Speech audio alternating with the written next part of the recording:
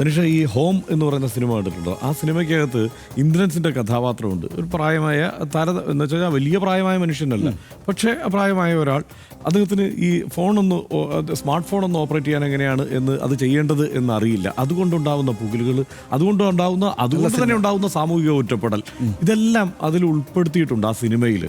ആ സിനിമയിലെ അവസ്ഥ എനിക്ക് തോന്നുന്നു കേരളത്തിലെ മിക്കവാറും എല്ലാ വീടുകളിലും തന്നെ ഉണ്ടാവും. മുതിർന്ന പൗരന്മാരുള്ള മിക്കവാറും വീടുകളിലുണ്ടാവും.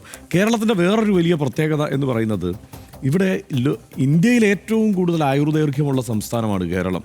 നമ്മളത് അഭിമാനത്തോടെ പറയുന്നുണ്ട്. അതുപോലെ ഏറ്റവും മികച്ച ആരോഗ്യ സുരക്ഷാ സംവിധാനങ്ങളുള്ള സംസ്ഥാനമാണ് കേരളം.